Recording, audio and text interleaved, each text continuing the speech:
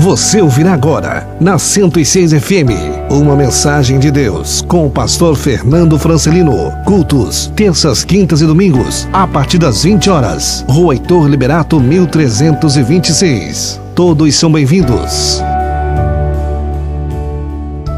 Paz do Senhor, igreja. Amém? Eu agradeço demais ao Senhor quando o Senhor abre uma porta e me dá uma oportunidade de pregar a palavra do Senhor. Porque quando Ele prepara, quando Ele arquiteta todas as coisas, é porque Ele está separando um povo que precisa receber a boa semente que é a palavra de Deus. Então, de uma coisa você pode ter certeza, meu irmão, você pode ter chegado aqui achando o que for, cada um tem um pensamento, cada um tem uma ideia, cada um veio aqui de uma forma. Agora a palavra do Senhor diz que o Senhor efetua em nós tanto o querer quanto o realizar. Você pode pensar o que for, mas a verdade é que foi o Espírito Santo de Deus que te trouxe até esse local para você receber a palavra do Senhor que já foi ministrada, está sendo ministrada desde que se iniciou o culto. Nas canções, nas letras, nas músicas, até no momento da oferta nós somos ministrados, porque não existe culto sem oferta. Então é muito extraordinário poder ter esse privilégio. Somos privilegiados por poder estar na casa de Deus, na casa do Senhor e aprender cada vez mais da palavra do Senhor. Amém? O pastor estava falando sobre o seu testemunho, a sua história de vida. E ninguém aqui está nessa terra sem uma história. Todos nós temos um testemunho, todos nós temos uma história. E o pastor falando da história dele, a história dele não é diferente da história dos heróis da fé, não é diferente da história daqueles que são usados pelo Senhor. Todos aqueles que são usados pelo Senhor um dia foram desacreditados, um dia estiveram marginalizados, um dia as pessoas não depositavam neles confiança. Jesus Cristo nos ensinou, a palavra do Senhor diz lá em 1 João 2,6 que aquele que afirma estar nele deve andar como ele andou. E Jesus Cristo foi um exemplo, é o nosso rei, o nosso salvador. E ele nos ensina isso. Jesus Cristo adorava pegar alguém que não era nada para confundir aqueles que pensavam que era alguma coisa. Foi assim que Jesus Cristo fez. Jesus Cristo estava andando, daqui a pouco olha um publicano, cobrador de impostos, que para o povo de Israel era considerado a escória da sociedade, porque você imagina uma terra vivendo sob o domínio do Império Romano, e o cobrador de impostos era alguém que fazia parte da nação, era um israelita, era um hebreu, era um judeu, e trabalhando para o Império Romano. Ou seja, tirando o suor, o fruto do suor da testa de cada um trabalhador. A Bíblia nos mostra que o publicano ele retirava o imposto, pagava ao Império Romano, e o Império Romano não se preocupava com o fato de alguns cobradores de impostos tirar mais do que o Império cobrava. Ou seja, eles aproveitavam mesmo, tanto é que Zaqueu disse que se ele tivesse tirado de alguém mais do que lhe devia, ele restituiria 4 vezes mais. Ou seja, eles tinham essa autoridade para fazer isso. Mas aí a Bíblia diz que Jesus Cristo passa por um desses, olha e diz para ele assim: a partir de hoje eu vou te fazer um discípulo. Mateus capítulo 9. Sabe o que os religiosos fizeram? Ele come com publicanos, ele anda com pecadores. E aí Jesus Cristo olha para ele e diz assim: não são os que precisam de médicos, mas sim os doentes. Eu não vim para chamar justos, mas sim pecadores ao arrependimento. E a Bíblia diz que Mateus ficou tão feliz, porque alguém acreditou nele. Porque Jesus Cristo, simbolizando a igreja, acreditou. É o que acontece quando nós acreditamos em quem ninguém acredita. As pessoas são tomadas, às vezes, tudo que a pessoa precisa de alguém que valorize o eu, aquela pessoa, o ser humano que está escondido de repente por trás de um traficante, por trás de uma prostituta, por trás de um marginal, existe um ser humano que tudo que ele precisa às vezes é alguém que olha para ele e diz assim, ó, eu sei que aí dentro existe alguém bom. E a Bíblia diz que Mateus ficou tão feliz, que ele chamou os seus amigos, tudo gente que não prestava, e fez uma grande festa e um banquete para apresentar aquele que havia mudado a sua vida. Jesus Cristo muda a vida das pessoas, meu irmão. Jesus Cristo muda. Só que nós precisamos acreditar. Se nós falamos que andamos com Ele, nós devemos andar como Ele andou, acreditando em quem ninguém acredita, pastor. Por isso que essa igreja está lotada. O Senhor ontem fez todo o esforço, porque a palavra de Deus diz que o reino é conquistado pela força. É esforço, é aquele que se esforçar, é aquele que perseverar, é aquele que lutar. Isso cabe a nós. Marchar para o mar se abrir, agora trazer o povo cabe a Deus. E por isso Deus honrou o fruto do seu trabalho. E é assim que acontece, meu irmão. Jesus Cristo queria mudar Samaria, quem foi que ele usou? Uma mulher que tinha 5 maridos, o 6º não era dela. Você imagina se uma mulher dessa entra na igreja hoje? Como é que nós vamos tratar uma mulher assim? Mas Jesus Cristo, para transformar, incendiar Samaria, ele olhou para ela e disse assim, falaste bem, tinha 5, o 6º que não é teu, agora você faz as contas, 1, 2, 3, 4, 5, 6, o 7º, que é o número da perfeição de Deus, mudou a vida daquela mulher. Através da vida daquela mulher, Samaria foi alcançada, muitas pessoas foram alcançadas, e Jesus Cristo falou uma célebre frase para ela, que eu e você hoje temos como referencial para a nossa vida. Deus é espírito, e importa que os verdadeiros adoradores adorem em espírito e em verdade. Jesus falou para aquela samaritana. Jesus queria mudar uma terra chamada Gadara, usou 2 endemoniados, que andavam pelados, batendo em todo mundo, ninguém andava naquele caminho. Jesus Cristo olhou para eles, é esses daí que eu vou usar para mudar a história. Então, meu irmão, se o diabo tem tentado te acusar, te caluniar, dizer para você que você não vai chegar lá, essa é a função dele. A palavra diabo significa acusador e caluniador. Ele já está debaixo dos teus pés, porque o Senhor Jesus Cristo acredita no teu potencial. Jesus acredita no teu potencial. E por isso que na recíproca, muitas pessoas não são usadas, sabe por quê? Porque se acham, pensam que são perfeitas. E Jesus Cristo disse, aquele a quem pouco foi perdoado, pouco ama. Aquelas pessoas que chegam no fundo do poço, elas se despem de toda a autossuficiência, de toda a arrogância, de toda a prepotência, que enche o coração do homem quando o homem pensa que é alguma coisa.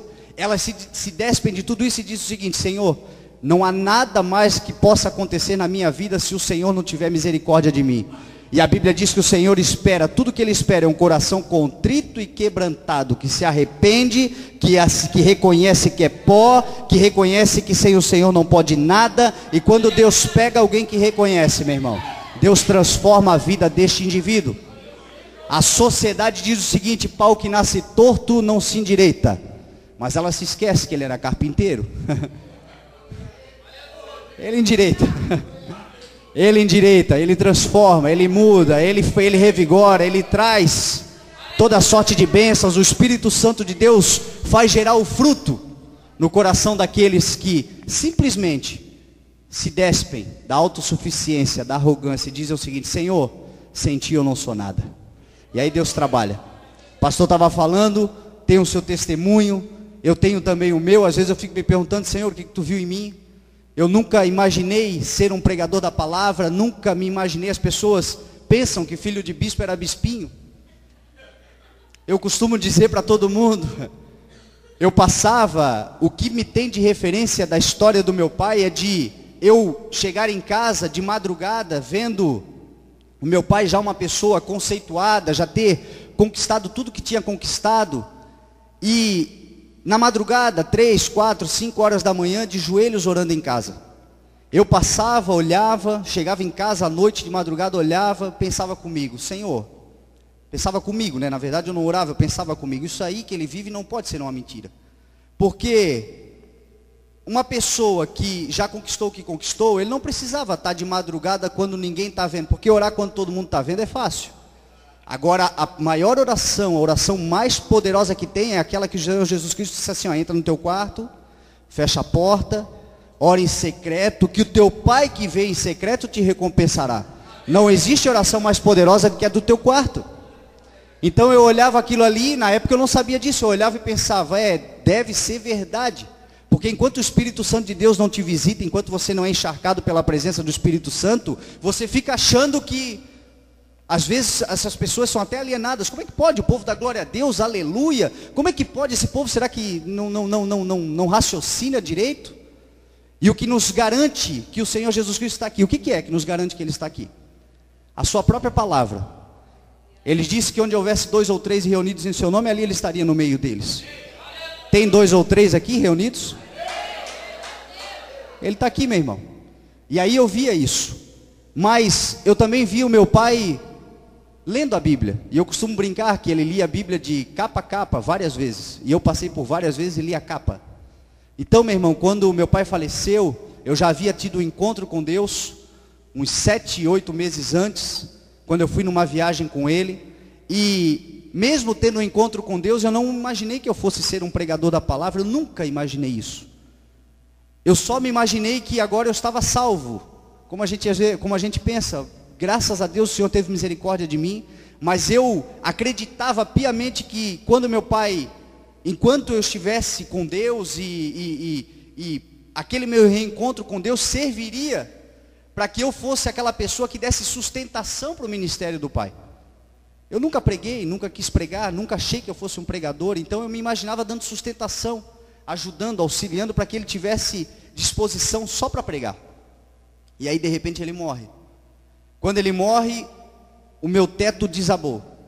E eu comecei a orar ao Senhor: Senhor, por que isso? Por que isso aconteceu logo agora? 30 anos de idade, 6 meses que eu estou convertido, meu pai falece. Senhor, o que eu vou fazer? O que vai ser da minha vida? Eu não preciso da igreja para viver, tem a rádio para sobreviver, tem as coisas que graças a Deus o Senhor já me deu, mas eu estou sendo dominado por um sentimento de levar a palavra do Senhor, algo que eu nunca vivi antes. Mas eu não tenho capacidade nenhuma, Senhor, não tenho conhecimento nenhum. E aí eu me lembro tão bem do dia que eu cheguei em casa do velório. Eu tinha enterrado o pai, fui na igreja, cheguei em casa, falei: Senhor, eu não tenho conhecimento nenhum da palavra, não sei onde procurar textos, não sei absolutamente nada, mas eu sinto um desejo de pregar a palavra. Se existe uma forma, Senhor, de eu ser usado nesse sentido, fala comigo.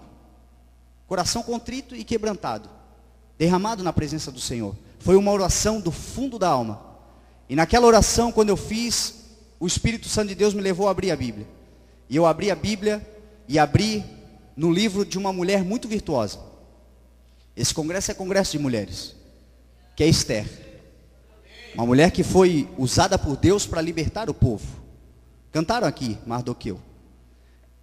Quando eu abri a palavra do Senhor, o Senhor me levou direto. Eu não fiquei procurando nada, foi direto. Esther 4:14. Se você ficar calado nessa hora, socorro e livramento virá de outra parte para o povo, mas você e a família do seu pai morrerá. Quem sabe se não foi para um momento como este que você chegou à posição que você está. Aquele dia ali eu entendi que se eu ficasse calado, as coisas iriam acontecer. Quem está salvo não vai para o inferno. Quem precisa ser resgatado, o Senhor usa aqueles que se colocam à disposição. Mas morreria. Não o Fernando fisicamente, mas um chamado que o Senhor estava colocando. E quem sabe se não foi para um momento como aquele, a morte. Porque a Bíblia diz que às vezes o trigo precisa morrer para que germine. Então quem sabe se não foi para aquele momento que eu cheguei à posição que eu cheguei. A partir dali eu entendi que o Espírito Santo de Deus tinha algo para realizar na minha vida e que eu precisaria agora fazer o que a palavra do Senhor faz: crescer na graça e no conhecimento. A graça é o Espírito Santo de Deus que dá. A unção é o Espírito Santo de Deus que derrama. Mas o conhecimento, meu irmão, cabe a mim e a você. Então se você tem propósito, se você tem unção, se você tem um chamado, se você já entendeu qual é a tua caminhada nessa terra, invista no conhecimento, porque a palavra do Senhor diz que o problema para o reino de Deus ser estabelecido nessa terra nunca foi dinheiro, nunca foi condições, nunca foi estrutura, nunca foi nada disso. O problema para o reino de Deus ser estabelecido nessa terra, meu irmão, é trabalhadores. Pessoas que se colocam à disposição. Grande é a seara, poucos são os ceifeiros. Então, meu irmão, se você se colocar na disposição, o Senhor vai te usar tremendamente, e você não fará ideia da onde o Senhor vai te levar. É o que diz a palavra do Senhor. Simples assim. É o que diz a palavra do Senhor. Amém? Então, pastor, eu quero agradecer demais o convite. Eu fiz um propósito com Deus, de buscar primeiro o reino de Deus e a sua justiça. E nesse propósito, eu fiz também um voto com Deus, de que quando eu fosse convidado, a não ser que não tivesse agenda, não tivesse um outro compromisso, eu me colocaria à disposição. Então, nessa situação, você não faz ideia, porque fazer voto com Deus, meu irmão, por isso que lá em Eclesiastes 5, a palavra do Senhor diz, não te apressa em fazer voto, não vai fazer papel de tolo, diz a palavra do Senhor. Para que entristecer, para que atrair, para que trazer a ira do Senhor sobre a tua vida?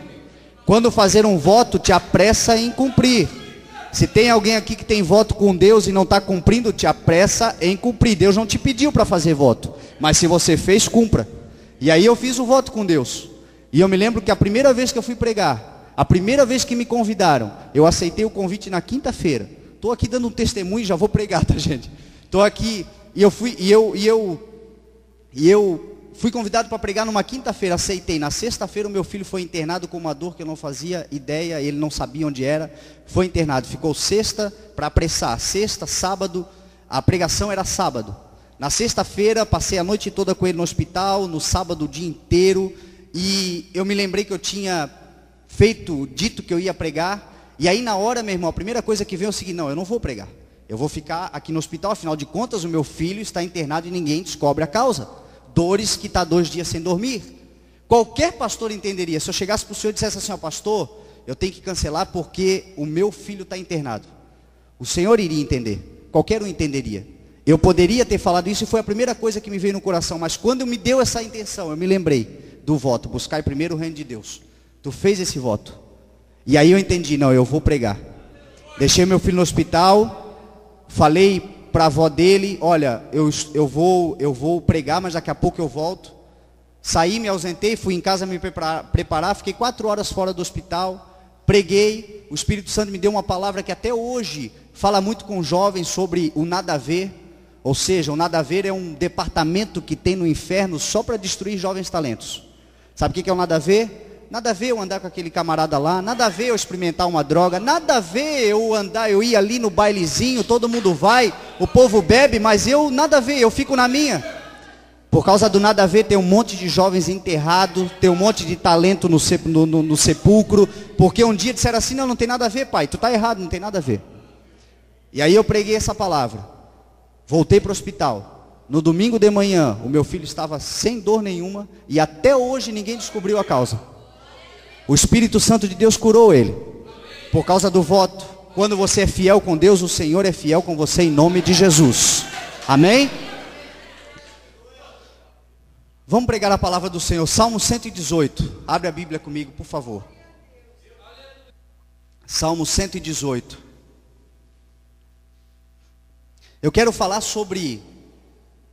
Porque no meio disso tudo que aconteceu, às vezes as pessoas dizem, o Fernando é filho do bispo.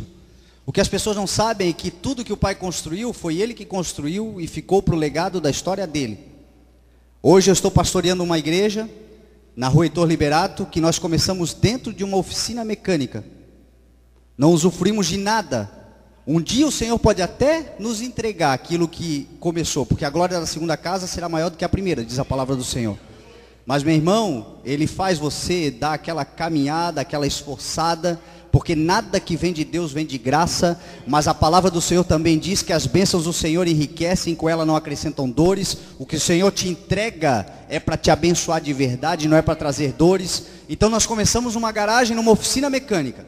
Hoje está uma igreja abençoada, e isso tudo há 3 meses atrás. Hoje nós estamos com uma igreja abençoada e crescendo a cada dia, mas... quem nasce grande é monstro. Nós começamos pequenininho, meu irmão. Todo mundo começa pequenininho. Seja você famoso ou não, filho de gente conhecida ou não, a obra que Deus tem para realizar na tua vida, Ele vai começar fazendo você crescer aos poucos, porque tudo na palavra do Senhor é referenciado a sementes. Semente é uma coisa que ninguém dá valor, mas a semente é o ovário da planta que já foi fecundado. Tem vida na semente. Muita gente não chega onde Deus diz que ela vai chegar porque ela olha para a semente. Deus não vai te dar a coisa grande, Deus vai te dar uma semente. E aí você olha para a semente, não, isso aqui não. O que é um pequeno emprego? O que é uma pequena oportunidade? O que é uma dobrada de esquina, encontrar uma pessoa? O que é uma pequena semente? Ali pode estar escondido aquilo que de grandioso Deus colocou dentro do teu coração. Semente, valorize as sementes. Então isso que o Senhor está nos dando é uma semente que nós estamos cultivando. Como Jesus Cristo falou, cuidar das sementes. Amém? Salmo 118, verso 5. Diz assim a palavra do Senhor: na minha angústia clamei ao Senhor, e o Senhor me respondeu, dando-me ampla liberdade. O Senhor está comigo, não temerei. O que me podem fazer os homens? O Senhor está comigo. Ele é o meu ajudador. Verei a derrota dos meus inimigos. Amém? Na minha angústia, o salmista começa falando. Nós estamos falando de um congresso de mulheres, mulheres abençoadas, mulheres virtuosas, mulheres que têm do Senhor a autoridade para edificar as suas casas. A Bíblia diz que a mulher sábia, ela edifica. Está na disposição da mulher, está debaixo da autoridade da mulher, manter a casa em pé, manter as coisas edificadas dentro de casa. É o Senhor que deu essa autoridade para vocês, então vocês usem isso. Mas muitas mulheres estão vivendo uma vida tremendamente angustiadas. Mulheres de Deus, não são mulheres que não têm vida com Deus, são mulheres de Deus.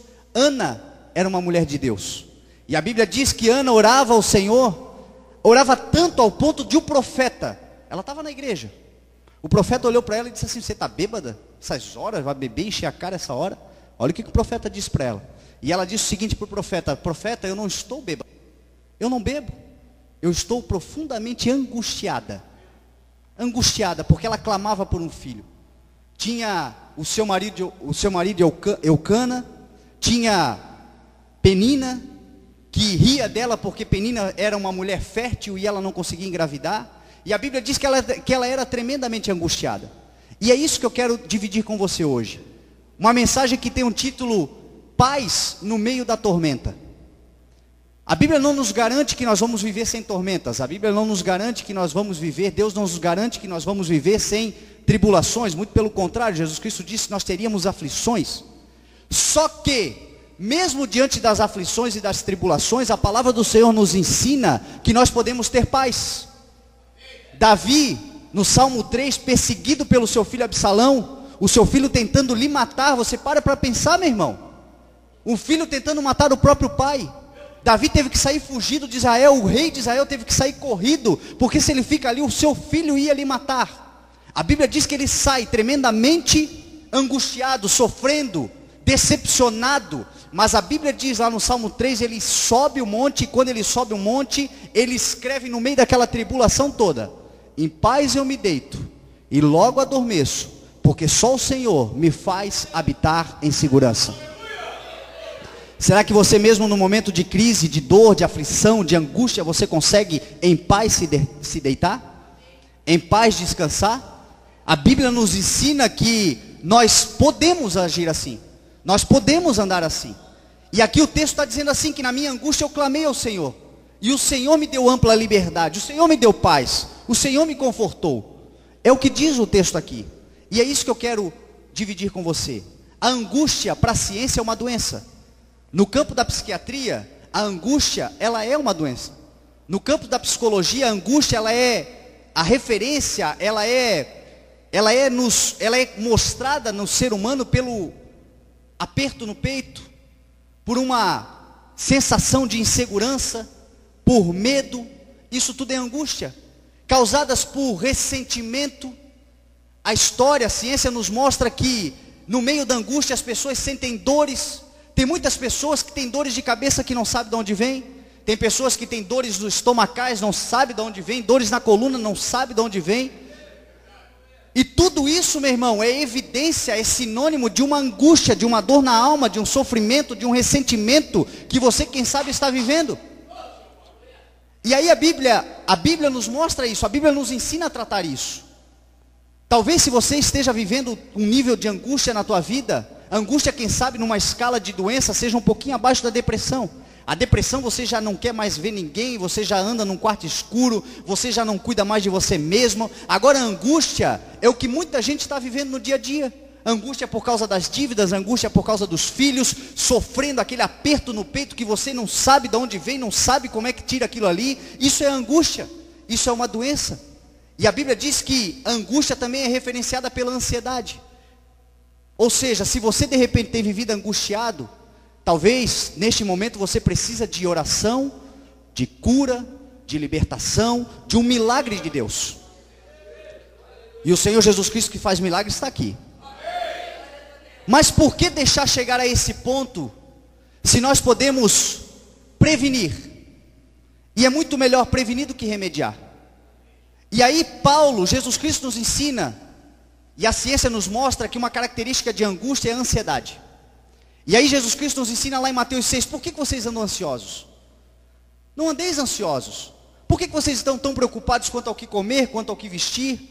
Como vocês vão dormir? Por que vocês se preocupam com tudo isso? Não faça como os pagãos, que são aqueles que não têm fé, que andam atrás dessas coisas.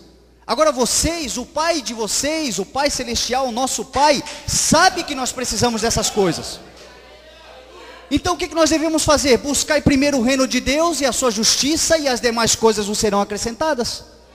Buscar primeiro o reino de Deus. Busca a primeira presença do Senhor, busca a primeira obediência à palavra do Senhor, busca isso na tua vida, que as demais coisas lhe será acrescentada em nome de Jesus. E aí a Bíblia nos mostra um camarada que aprendeu isso, Paulo. Paulo foi um camarada que foi apedrejado, sofreu naufrágio, apanhou, disse que passou frio, nudez, sofreu tudo o que você imagina, meu irmão. Só que lá em Filipenses 4:6, ele diz assim: depois de ter sofrido tudo isso, não andeis ansiosos por coisa alguma. Não andeis ansiosos por coisa alguma. Mas em tudo, pela oração e pela súplica, apresentem os seus pedidos a Deus. Está aqui o que eu quero te mostrar.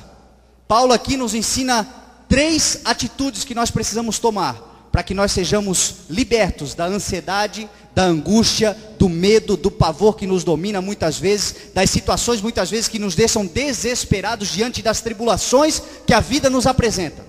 3 atitudes que, se o cristão tomar, nós andaremos livres de ansiedade. Não andeis ansiosos por coisa alguma, mas em tudo. Primeiro, oração. Pelas orações. Muita oração, muito poder. Pouca oração, pouco poder. Nenhuma oração, nenhum poder. A oração, meu irmão e minha irmã, é a forma que nós temos de nos comunicar com Deus. Como é que nós vamos saber aquilo que o Senhor tem preparado para nós se nós não oramos? Como é que nós vamos entender o propósito que Deus tem para a nossa vida se nós não oramos?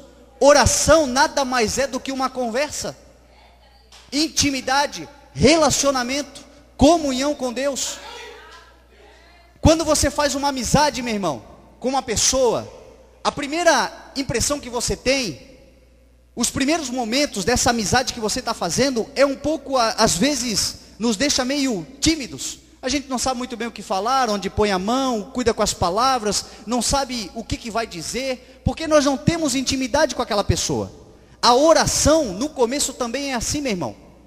Talvez, se você não tem um hábito de oração, você vai começar a orar, você vai ver que parece que quando você orar, todas as coisas, todo mundo está precisando de você, o telefone toca, você não consegue se concentrar na oração, você não sabe muito bem o que falar para Deus, porque no início é exatamente assim, porque falta de intimidade, falta de relacionamento. Mas como numa amizade, se você começar a plantar, se você começar a regar, se você começar a cuidar daquela amizade, daqui a pouco você tem intimidade, a pessoa está te chamando para ir na casa dela, já te apresentando os amigos dela, está fazendo com que você chegue mais próximo, tenha intimidade maior. Deus é exatamente assim, meu irmão. Deus tem coisas profundas, inimagináveis para dividir com você, mas para isso você precisa ter intimidade. Você precisa buscar a oração, você precisa clamar ao Senhor, você precisa orar ao Senhor, você precisa ter relacionamento com Deus. É o que a Bíblia nos ensina. É o que Paulo aqui nos ensina. É como se fosse um tripé isso que Paulo está ensinando. Para você ficar firme, meu irmão, na rocha, firme no Senhor Jesus Cristo. Num pé você até consegue ficar aqui, mas qualquer um que te empurrar você cai. Em 2 pés alguém pode te passar uma rasteira. Agora se alguém te empurrar e você decidir mesmo se firmar, você vai procurar um terceiro ponto de apoio e dali ninguém te tira. É o que Paulo está ensinando aqui. O primeiro é a oração. Ore, tenha relacionamento com Deus, clame ao Senhor, busque ao Senhor, porque Ele vai começar a revelar no teu coração coisas grandiosas. Oração, oração. O segundo ponto aqui que Paulo fala é a súplica. E a palavra súplica significa pedir insistentemente. Isso é suplicar. É o clamor da alma. A súplica é o clamor da alma. É aquilo que você pede com toda a tua alma, com toda a tua emoção, com todo o teu sentimento, com toda a tua necessidade para Deus. Isso é súplica. E eu demorei muito tempo para entender isso, eu vou dizer para você. Porque quando a gente lê essa palavra aqui, a gente fica pensando assim, poxa, parece que Deus está querendo que a gente ande arrastado. Parece que Deus está esperando que a gente se humilhe no sentido pejorativo da palavra, no sentido de se colocar mesmo uma posição ali de humilhado para que o Senhor nos ajude. Será que é isso? Se a palavra do Senhor diz que Deus é amor, Deus não é amor, Deus não amou o mundo de tal maneira. Então por que de repente a gente tem que se humilhar dessa forma? E eu orava muito a Deus. Quando você lê alguma coisa na palavra que te der dúvida, meu irmão, não deixa o diabo te enganar não. Clame, busca ao Senhor, porque o Senhor vai te revelar. E aí eu orava sempre, Senhor, pedir insistentemente, clamor, suplicar. Até um dia que eu fui no supermercado com meu filho, e aí eu observando meu filho no supermercado, o Espírito Santo me revelou isso. Observando meu filho no supermercado, quando você vai com uma criança, quem tem uma criança pequena, quem tem sobrinhos, filhos, você vai observar que uma criança, ela quer tudo que ela vê. Você está andando no corredor, pai, dá isso, aí se você diz não, logo lá no corredor seguinte ela já esqueceu. E a Bíblia diz que nós, nos primeiros anos de conversão, nós quando começamos a caminhar, nós somos como crianças. Nós precisamos do leitinho, Paulo disse. Então, meu irmão, por que você tem que suplicar? Porque muitas coisas é vontade. E vontade dá e passa. Muitas coisas que você pede para Deus hoje, como se fosse algo, pai, eu quero, amanhã, depois você já esquece aquilo ali, você não precisava. E o Senhor quer dar aquilo que você precisa. Vontade dá e passa. Então, muitas coisas que você pede, você não recebe porque é vontade. Agora, minha irmã e meu irmão, aquilo que você tem clamado com a tua alma, de repente um filho que está nas drogas, de repente um marido que precisa se converter, de repente uma esposa que precisa mudar, de repente um salário melhor que você precisa para poder dar dignidade para a tua família, e você tem clamado, suplicado, buscado do Senhor. Eu quero te dizer, debaixo da autoridade da presença do Espírito Santo de Deus, que esta oração ela não ficará sem resposta. O anjo do Senhor vai trazer sobre a tua vida a resposta dessa oração. É a súplica.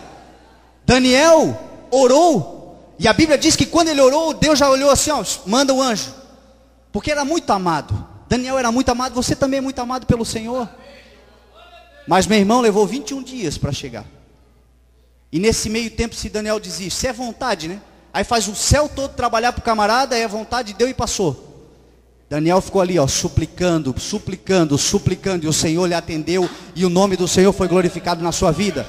Então não desista de orar, não desista de clamar, não desista de suplicar. Ana suplicou e deu à luz a Samuel, o maior juiz da história de Israel, o profeta que ungiu o rei Davi, porque Ana não desistiu. Se você não desistir de perseverar, quem sabe, meu irmão e minha irmã, o que Deus tem para você é tão grandioso, que milhares de pessoas serão abençoadas e você não faz ideia disso. Agora suplica, não desista de suplicar. Primeiro é orar, segundo é suplicar, e a terceira, meu irmão, a coisa estreita para nós que somos crentes, ação de graças. Paulo está dizendo, mas em tudo, pela oração, pela súplica e com ação de graças. Sabe o que é ação de graças? Obras. Tiago diz que a fé sem obras ela é morta. A Bíblia diz que aquele que diz que tem fé, mas não cuida dos seus, negou a sua fé, é pior do que um descrente. A Bíblia diz que a verdadeira religião é aquela que cuida dos órfãos e das viúvas nas suas necessidades. Por isso que o pastor falou é a mais pura verdade. Sabe para que serve esse culto aqui, meu irmão? Para nós nos abastecermos. Isso aqui é um posto de gasolina. Sabe para quê? Para você se esvaziar lá fora. Para você ir aonde ninguém quer ir. Para você pregar onde ninguém quer pregar. para você anunciar o evangelho onde ninguém quer anunciar. Jesus Cristo disse: vão pelo mundo. É para a igreja ir no mundo, fazer discípulos, batizando-os em nome do Pai, do Filho e do Espírito Santo, ensinando-lhes a obedecer o que eu ordenei a vocês, discípulos, e eu estarei com vocês por todos os dias, até a consumação dos séculos. Então, meu irmão, a igreja tem que ir. Uma semana tem 168 horas. Talvez se você vem 2 vezes por semana, você faz um culto de 4 horas na semana, e as outras 164. Para nós mostrarmos que somos cristãos, para nós anunciarmos as boas novas, para nós olharmos, meu irmão e minha irmã, para aquelas pessoas que ninguém olha e estender a mão para elas, para nós sermos dizimistas, ofertantes, para nós sermos aqueles que investem no reino de Deus, para que outras vidas recebam aquilo que um dia você recebeu. Sabe o que é isso? Obras, ação de graças, gratidão a Deus por aquilo que Deus fez na tua vida. A situação está difícil, a situação está problemática, mas um dia, meu irmão e minha irmã, você esteve muito pior do que hoje você está, e um dia alguém teve misericórdia da tua vida, porque você ouviu a palavra do Senhor, e para você ouvir a palavra do Senhor, outros tiveram ação de graças. Então hoje, se você é salvo e remido pelo sangue do Senhor Jesus Cristo, tenha atitude de ação de graças, porque isso fará você andar firme. Isso vai fazer você ter legitimidade para chegar diante do Senhor. Senhor, eu tenho orado. Senhor, eu tenho suplicado. Senhor, eu tenho investido. Senhor, eu tenho feito a minha parte. Olha por mim, Senhor. Olha pela minha causa. E o Senhor vai estender a mão para você em nome de Jesus. É o que diz o texto. É o que diz a palavra do Senhor. E ali no versículo 6, a palavra de Deus diz assim: e o Senhor está comigo, não temerei. O que me podem fazer os homens? O Senhor está com você, meu irmão. Olha para o irmão que está do teu lado e diz assim: o que pode lhe fazer o homem? Pergunta para ele: o que te pode fazer o homem? Responde para ele: nada. O homem não pode te fazer nada, porque o Senhor é refúgio sobre a tua vida. O Senhor é uma bênção sobre a tua vida. O Senhor é provedor sobre a tua vida, em nome de Jesus. Você vai vencer, você vai chegar lá, você vai alcançar o propósito. A palavra do Senhor nos garante isso. O Senhor é refúgio, o Senhor é guardião. O Salmo 91 você vê aberto em muitos lugares. Todo mundo já viu o Salmo 91 aberto, mas pouca gente reflete no poder e na grandiosidade das palavras que estão escritas ali. No versículo 2 a palavra de Deus diz assim: o que direi do Senhor? Ele é meu Deus, meu refúgio, minha fortaleza, e nele confiarei. O versículo 1 diz: aquele que habita no esconderijo do Altíssimo, a sombra do Onipotente descansará. A Bíblia diz que 1000 cairão ao teu lado, 10.000 à tua direita, mas tu não serás atingido, porque o Senhor é protetor, o Senhor é guarda, o Senhor é o teu refúgio. Então confia na palavra do Senhor, confia que Deus pode fazer a obra, confia, mantenha-se perseverando, porque Deus vai fazer a obra na tua vida. Ore, suplique, tenha ação de graças e confie, porque o Senhor vai fazer a obra na tua vida em nome de Jesus. Jesus Cristo nos ensinou isso. Jesus Cristo disse que aquele que ouve a minha palavra e a pratica é semelhante ao homem que construiu a sua casa sobre a rocha. Caíram as chuvas, transbordaram os rios, os ventos vieram e deram contra aquela casa, mas aquela casa não caiu, porque estava com seus alicerces na rocha. Sabe o que isso quer dizer, meu irmão? Jesus Cristo não prometeu que não cairia uma enxurrada, quem sabe, de problemas na tua vida. Jesus Cristo não prometeu que não viria, quem sabe, uma chuva de tribulação sobre a tua vida. Jesus não prometeu isso. Jesus não prometeu que talvez iria transbordar as contas desse mês para o mês que vem. Você teria que parar aqui, racionalizar ali para poder dar conta de pagar o mês que vem. Jesus Cristo não prometeu que nada disso aconteceria. Jesus Cristo não prometeu que as crises, os ventos contrários viriam contra a tua vida. Jesus não prometeu nada disso, mas Ele garantiu que depois que passasse tudo isso, você estaria de pé, porque você está fundamentado na rocha, na palavra que te garante a vitória. Foi isso que Ele prometeu e por isso Ele é glorificado na tua vida.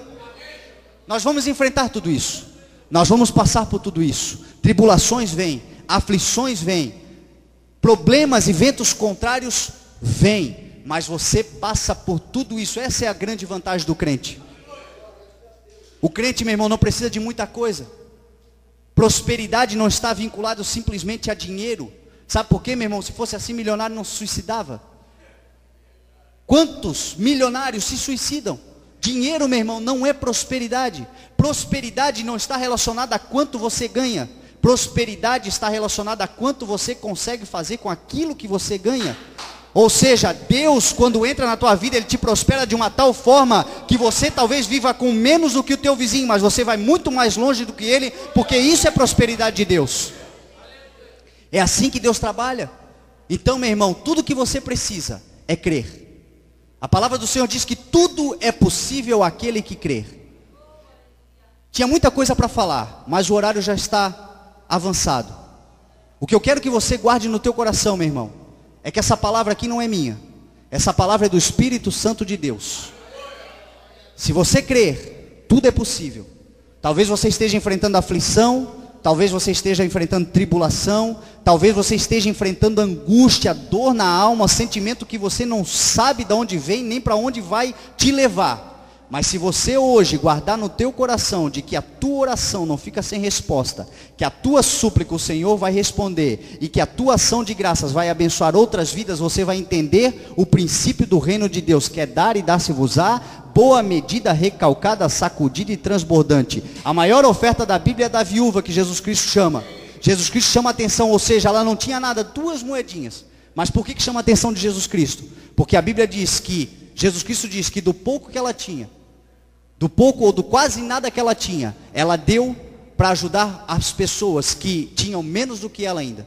Ela tinha só 2 moedinhas. Sabe o que isso quer dizer, meu irmão? Que você pode estar enfrentando um grande problema, mas existem pessoas que estão enfrentando problemas maiores do que teu. E aquilo que Deus já te deu serve para abençoar a vida das pessoas que estão piores do que você. Quando você faz isso, vem sobre você uma boa medida, recalcada, sacudida e transbordante. Só para exemplificar esse final aqui, sabe o que é isso? Uma boa medida, recalcada, sacudida e transbordante? Lembra do saquinho de pipoca e do pipoqueiro. O que é uma boa medida, recalcada, sacudida e transbordante? O pipoqueiro, quando você vai comprar uma pipoca, ele bota um pouco de pipoca, e aí ele dá aquela sacudida, e aí ele bota mais um pouquinho, e aí ele dá mais aquela sacudida para ajeitar a carga. Quando está cheio, que a gente pensa agora, ele vai entregar, ele dá mais uma colherada e aí esparrama tudo. É exatamente assim que o Senhor te abençoa. O Senhor te abençoa de uma tal forma que ela vai esparramar para abençoar as pessoas que estão à sua volta também, porque o que o Senhor tem não é só para você, o que o Senhor tem é para abençoar a tua família, a tua casa, o lugar onde você trabalha, as pessoas que você ama, os teus amigos. Você é luz, é para iluminar e abençoar muita gente à sua volta, meu irmão. Então, não se comova, não fique esperando só aquilo que o Senhor pode dar para satisfazer a tua necessidade, porque o Senhor tem, é algo transbordante para você. Jesus Cristo disse para que eu vim para que vocês tenham vida e a tenham em abundância. A abundância é para abençoar muita gente à sua volta, em nome de Jesus, amém? Se coloque de pé, eu quero orar com você.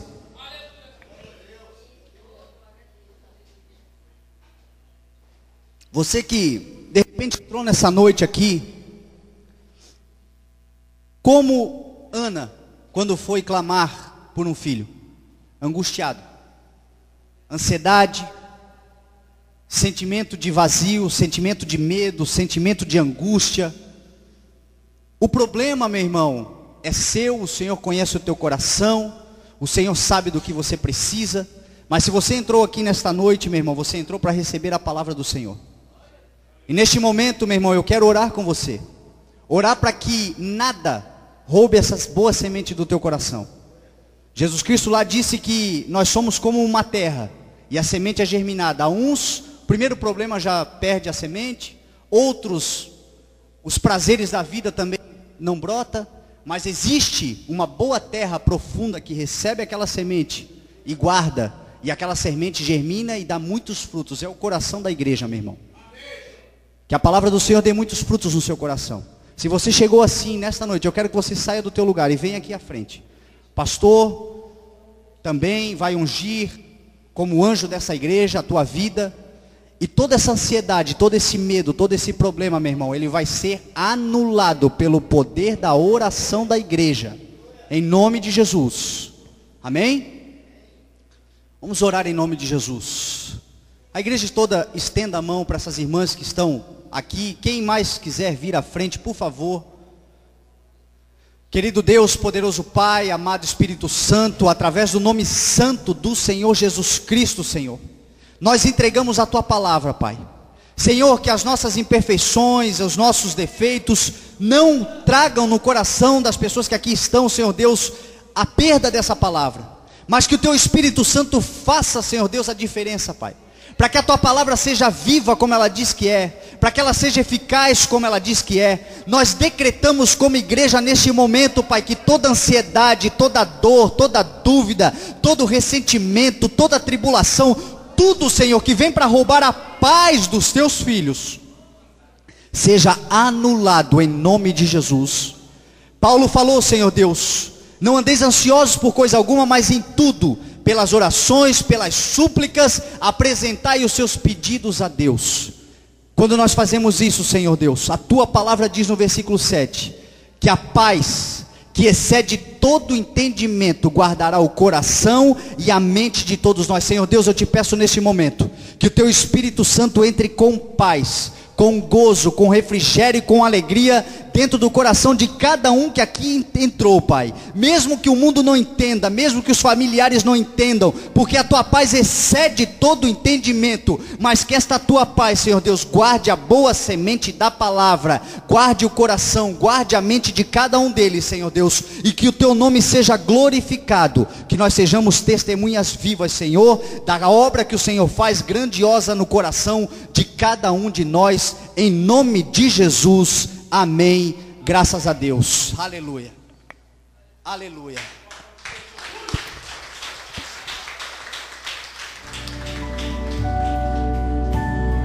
Você ouvirá agora, na 106 FM, uma mensagem de Deus, com o pastor Fernando Francelino. Cultos, terças, quintas e domingos, a partir das 20 horas. Rua Heitor Liberato, 1326. Todos são bem-vindos.